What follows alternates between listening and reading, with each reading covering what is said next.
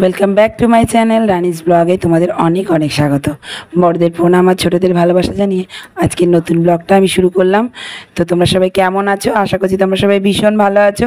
আর আমি তোমাদের ভালোবাসা এবং ঘুরতে এসে ভীষণ ভীষণ ভীষণ ভালো আছি। তো দেখো, আমরা এখন বাসে রয়েছি। তো আমরা যেখানে যাচ্ছি সেটা তো তোমরা থাম্বনেল দেখে বুঝেই গেছো। তো আমরা এসেছি দীঘায় ঘুরতে। তো দেখো, বাস থেকে নেমে এখন কোলাঘাটে একটু রেস্ট নেওয়া হচ্ছিলো, খাওয়া দাওয়া হচ্ছিলো। আর এদিকে আমরা যেহেতু ভেজ, তো ভাবছিলাম কি খাবো, কিছুই তো আসলে পাওয়া যাচ্ছিলো না কোলাঘাটায়।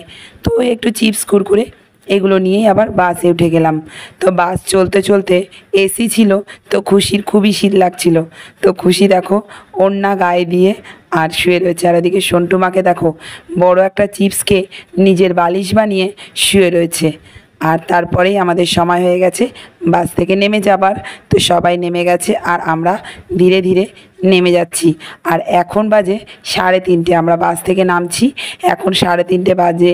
তো ভীষণ অন্ধকার বাইরেটা, আর অনেকটাই রাত যেহেতু বোর হয়নি, কিন্তু সমুদ্রে ভীষণ আওয়াজ, ভীষণ গর্জন ছিল, তোমরা একটু শুনে নাও।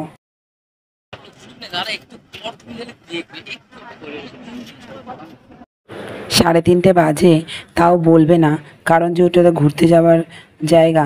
তো এখানে অনেক লোকই কিন্তু যাতায়াত করছে এদিক ওদিক। আমরা একটু এখানে এসে রেস্ট নিচ্ছিলাম। সমুদ্র বহুদিন বাদে দেখলাম, সেই অনেক দিন আগে এসেছিলাম, 2-3 বছর আগে, অনেক দিন আসা হয় না, তাই এসে ভীষণ ভালো লাগছিল। আর এদিকে সন্টুমর পাপাকে জড়িয়ে ও ডগি দেখছিল। আর দেখো 3:30 বাজে এখন। আমাদের এত খিদে পেয়েছে যে চানাচুর মুড়ি দিদি নিয়ে এসেছিলো, আর জিয়ামণি শশা নিয়ে এসেছে, ছুরি টুরি নিয়ে এসেছে, লঙ্কা সব দিয়ে মেখে মুড়ি খাচ্ছি। খুব খিদে পেয়ে গেছে, 3:30 সময় মুড়ি খাচ্ছি বসে। আর একটু ভোর হলে, মোটামুটি 4টে মতো বাজলে, হোটেলের কোন হোটেল নেওয়া যায় কোন দিকে সেটার খবর নেবো। তো একটু রেস্ট নিচ্ছিলাম ওখানটা। আর বাচ্চাগুলো সব বিস্কুট ছিল, ওই খাচ্ছিল, মুড়ি খাচ্ছিল, চিড়ে খাচ্ছিল। আর এই দেখো, এটা হলো গেট, দীঘার গেট। ফাইনালি রুম পেয়ে গেলাম দীঘায় পৌঁছে। এখন 5টা বাজে, 5টায় রুমটা পেয়ে গেলাম। আর ফ্রেন্ডরা হোটেল দেখে রুম দেখে পরে দেখাবে, পরে তোমাদের রুমটা ঘুরে দেখাবো। যেহেতু গরিব মধ্যবিত্ত ফ্যামিলি, তো সেরকমই আমাদের রুমটাও, তো তোমাদের অবশ্যই সবটা ঘুরে দেখাবো। তো দেখো, হোটেলে ব্যাগটা রেখেই আমরা কিন্তু চলে এসেছি সূর্যোদয় দেখতে। আর এই যে সূর্য উঠছে, আর এদিকে সমুদ্র তো অঝরে গর্জন, অঝরে। অনেক দিন পর সমুদ্র দেখতে পেয়ে মনে হচ্ছিলো এখনই স্নান করতে চলে যাই। তো এত ভালো লাগছিল। আর ছেলে তো ওখান থেকে যেতেই চাইছিল না, পুরো তখনই আমরা ভিজেও গেছি, এমন অবস্থা। আর এত পরিমাণে সমুদ্রের ঢেউ ছিল। তো চলো আমরা একটু এনজয় করে নিই। আর তোমরা যারা যারা সমুদ্রে অনেক দিন যাও না, বা যারা যাওনি কখনো, তাদের তো বলবো অবশ্যই ঘুরে আসো। আর যারা অনেক দিন যাও না, তারাও একবার ঘুরে আসো। আর এখন একটু আমার সাথে এনজয় করে নাও সমুদ্রটাকে।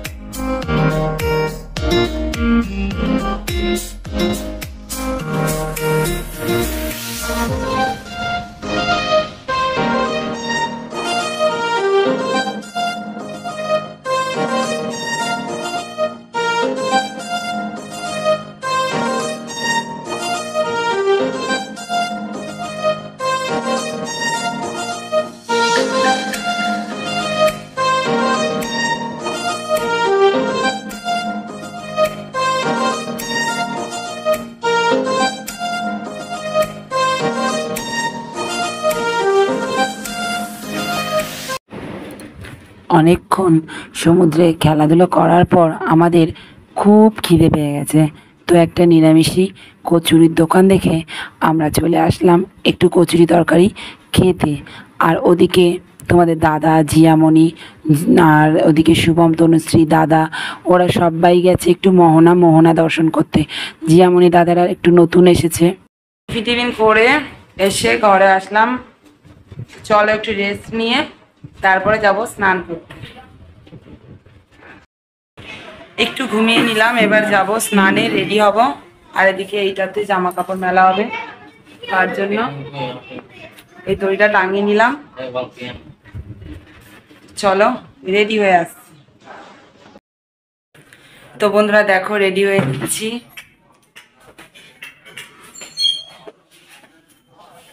স্নান করতে যাবো বলে রেডি। আমরা পুরো রেডি, কিন্তু এখনো বাকিরা রেডি হয়নি। এদিকে জিয়ামণিরা ওদিকে দিদিরা কেউ এখনো রেডি হয়নি, তাই আমরা একটু অপেক্ষা করছি। রেডি, স্নানে যাবো রেডি। ওই রেডি, দেখো আমাদের কেমন লাগছে, দেখো আমাদের কেমন লাগছে। টুলু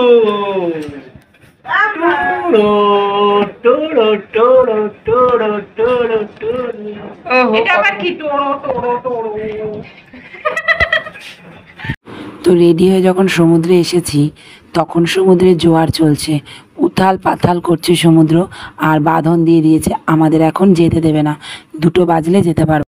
স্নান করতে এসেছি আর এদিকে জোয়ার, তার জন্য এখন বাঁধন এরকম বেঁধে দিয়েছে।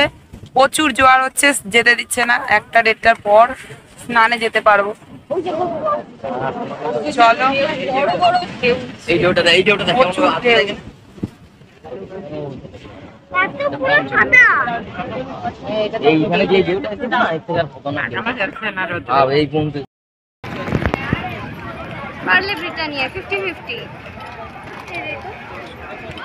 খাও আর মজে যাও। তো যেহেতু শুনলাম যে এখন স্নান করতে দেবে না, 2টো বাজবে সমুদ্রে নামতে, তাই আমরা এখানে একটা ইস্কনের হোটেল আছে, মানে এখানে পুজো হয়, প্রসাদ পাওয়া যায়, তো সেখানে চলে এসেছি প্রসাদ পেতে। আর তোমাদের দাদা বলল ওর ভালো লাগছে না, ও বাড়ি গিয়ে খাবে, তাই ও বাড়িতে চলে গেল খাবারটা নিয়ে। আর আমরা কিন্তু এখানে জমিয়ে প্রসাদ পেয়ে নিলাম। তো দেখো প্রথমে ভাত দিল, তারপর একটা 5 মিশালি সবজি দিল, যা সত্যি অমৃত। আর তারপর এটা একটা অনেক রকম সবজি দিয়ে ঝাল ঝাল তরকারি, তারপরে ডাল, পটল আলুর তরকারি। তো সত্যি খুবই ভালো লাগছিল খেতে। আর ছেলে বললো একটু আলু ভাজা নেবে, তাই আলু ভাজাটা এখানে আলাদা কিনতে হয়, তো আলু ভাজাটা আলাদা কিনে নিলাম। অসাধারণ প্রসাদ। মনে মনে ভাবছিলাম যে বাড়ি থেকে যাচ্ছি প্রসাদ পাবো না, মনটা খারাপ লাগছিল। তো সত্যি এখানে এসে ঠাকুরের কৃপায় প্রসাদ পেয়ে গেছি। আর প্রসাদে এত ভালো ভালো খাবার থাকবে সেটাও ভাবা যায় না। এদিকে পাঁপড়, তারপর চাটনি, পায়েস, তারপর গোলাপ জামুন, প্রচুর প্রচুর প্রসাদ ছিল। আর মাত্র 80 টাকা ছিল, পেট ভরে।